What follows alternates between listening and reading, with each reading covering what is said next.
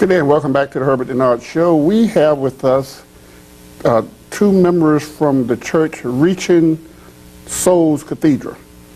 We have James Durham and Xavier Cross. Welcome. Thank you. Your church been in the news lately. Yes. All over the newspaper, television, everything, and your pastor been in the news, Pastor Onslow Ross. Tell us what happened, because what I've read in the paper, basically, that the pastor took some money that he got from the insurance company and spent it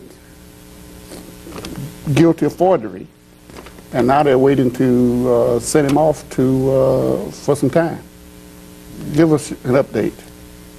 Well, the media took this case and this story and twisted it. The church never accused Pastor Ross of taking any money at any time. There was an insurance check involved that the church made the decision to keep because the bank did not have a deed to secure debt. The church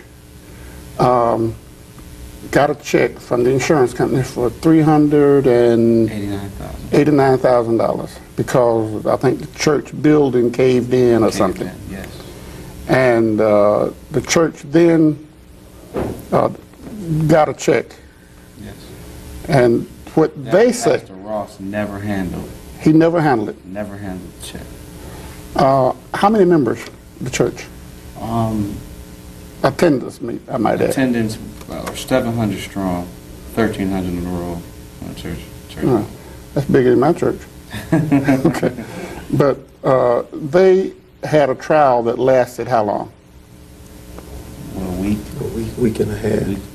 Okay. Tell us, as both of you church members, tell us what happened from your perspective. And during the trial? What happened from the beginning to the end? We only have about 7 minutes, but I know we can't get it all in, but we want to find out. You got a check for $300 and some odd $1,000, Yes. and they say you forged the check, BB&T's name on it. Yes.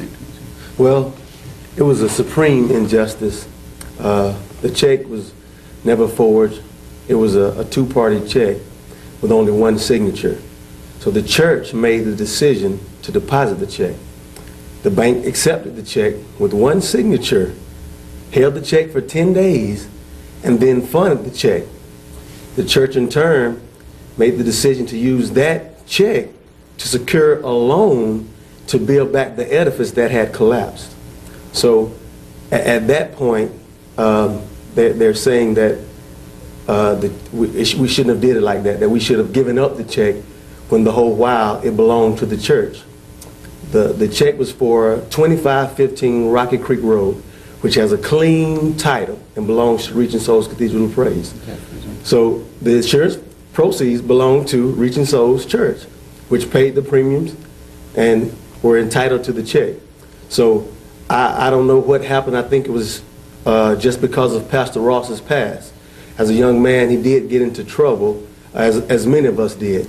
But he's been pardoned, and he's been living for the Lord 10, 11 years now strong. And we believe in him. He would never take anything for the church. He actually, I would say, he has given his life for the church. Him and his family have suffered that the church might go forward. And we're not ashamed of our pastor. We believe in him as a leader. He did nothing wrong, but because of his past and because bank policies were violated, and somebody had to take the fall. What bank policies was violated? Well, what happened, the check required two signatures. And when we deposited the check, it had one signature, Reaching Souls Cathedral of Praise, RSC. Okay? So what they did, we as what we thought, they went through the correct procedures in funding the check. The whole while, I'm assuming they did nothing but just hold it and then fund it. If I'm not mistaken, they were supposed to verify it or research the check. And they did none of that. But they funded it, and we in turn used the funds to secure a loan to build our building back.